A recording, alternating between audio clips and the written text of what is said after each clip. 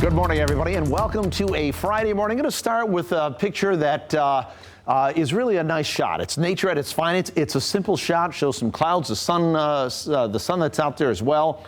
Beautiful body of water there. This was taken by a good friend of ours, Hope Campbell. She lives on the other side of the state. And the meaning behind this, there's always a little story behind some of these photos. In this particular one, she lost her nephew, who was just 46 years old, died of a sudden heart attack, left a wife and kids behind, was at his prime, was a newly successful business guy, and he just passed last week. So in an effort to kind of take a walk in nature, clear the mind, give some thought, she tried to just encapsulate what was on her mind and just try to release all that. And she took this photo, and I said, you know what, I love this shot. I'm going to put that in. I put that on our Facebook page, put that on my Facebook page, and also on the Instagram page. That Facebook page, Kevin Craig, Fox 17. You can really see some neat stuff if you're into what goes on behind the scenes. Ryan Cummings took a really nice picture behind the scenes yesterday, and a lot of you folks commented on that, so thank you for that. If Twitter or Instagram are your thing and you want to follow me there, it's at Fox Weatherman. Across the lower 48 states, still the remnants, what's left over from what was Hurricane Nicholas several days ago, still raining itself out. But here's the thing. The remnants, what's left over, may ride up to the north. Our forecast models are now showing and link up with a frontal system next week, Tuesday, and bring us some heavy rain and some thunderstorms. That possibility will be there. It's not a for sure thing, but that's what the models are starting to hint at right now.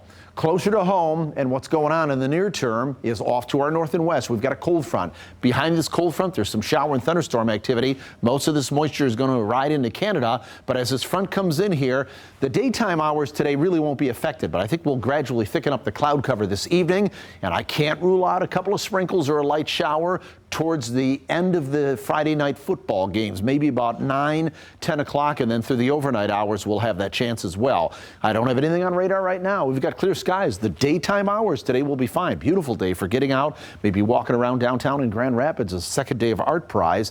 But you can see as I put this into motion, nothing going on here, but off to the north and west. This is all lifting to the north and east.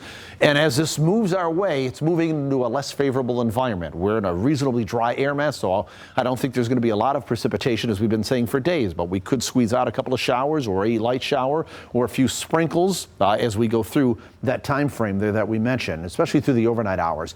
Our current temperatures, 53 degrees there in Big Rapids. We have 58 in Fremont, down across our central counties, which would of course include Grand Rapids here.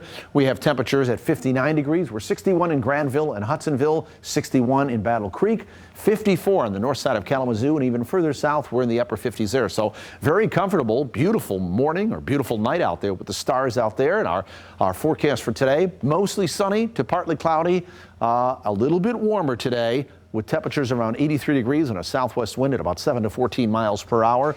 That wind will be a little stronger out on Lake Michigan, so we have a moderate beach hazard risk out there with about 2 to 4 foot waves. So here's future track. As we go through the day, you can see there's really not much going on. But here comes the cold front at 6 p.m. We're fine through the day, but you'll notice in the evening we'll start to gradually thicken the cloud cover up.